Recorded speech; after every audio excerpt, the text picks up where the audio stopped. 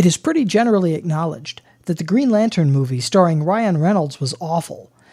The 2011 Warner Bros. Release had many problems: bad writing, mediocre acting, off-putting special effects, but it also featured a change to the source material that was so insignificant it was nearly subliminal, and yet that one change had unfortunate implications, recalling some of the most significant events of the 20th century, including the World War, a scandal that destroyed a presidency, and a movie that changed the entertainment industry forever. I'm Tony Frazier, author, blogger, near genius, and this is Hero Go Home presents Green Lantern, Triumph of the Will.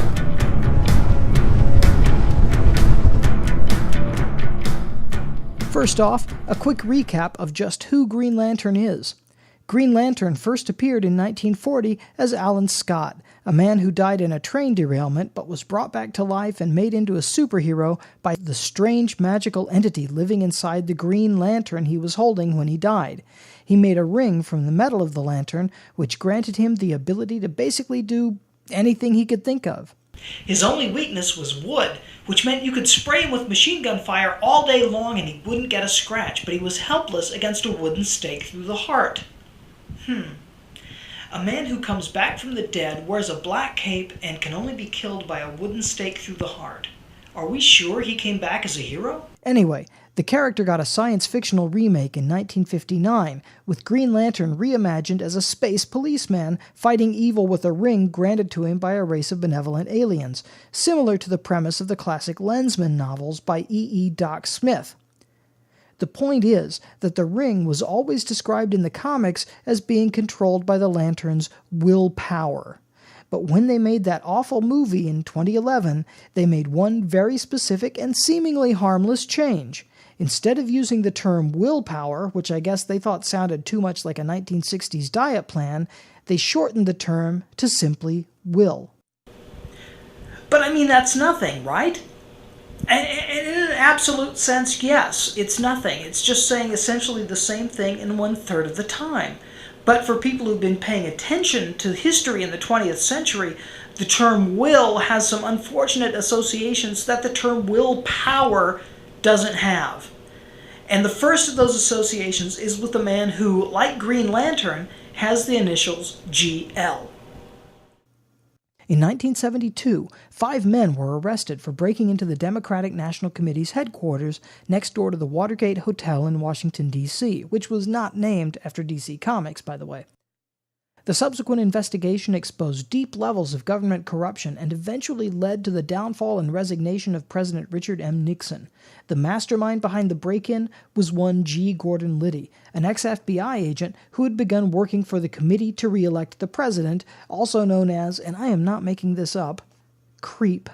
What makes him relevant to our discussion here is the fact that after his release from prison, he published an autobiography titled, you guessed it, Will. Not willpower, just will. Look, on the one hand, you could say this is almost inspiring. It's the story of a man who overcame bad personal circumstances early in life through the application of self-discipline. On the other hand, it's the story of a guy who gained great power and who did great harm using that power in the service of what he thought were good and moral ends, which is probably not the association you want with a hero who gains great power and who uses that great power in the service of what he thinks are good and moral ends. But I can hear you saying, you know what, it's really not that bad. Yes, Liddy did wrong, but he served his time in prison, and then he went on to a successful 20-plus year career in talk radio. At worst, he's a guy who went too far in the service of what he thought was right. But it's not like he was a Nazi or anything. Funny you should say that. I mean, about the Nazis. And by you, I mean me, because you're not here. There just happens to be another very famous work from the 20th century which features the term will in its title. And that, of course, is Leni Riefenstahl's Triumph des Willens, which does not translate to Triumph of the Villains, but to Triumph of the Will.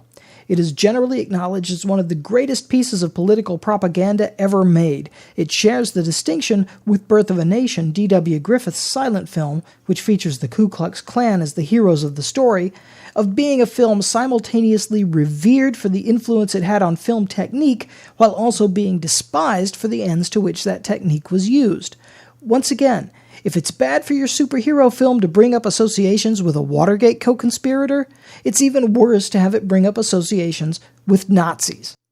Now, you may be wondering just what the big deal is. I mean, it's not as if the makers of Green Lantern were actually endorsing either Watergate-style break-ins or the Nazi Party.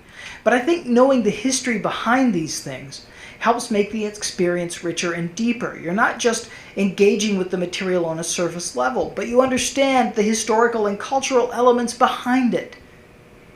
That being said, let me reiterate that the makers of Green Lantern, as far as I know, were not trying to emulate, say, Triumph of the Will. For that, you'd have to look at Star Wars.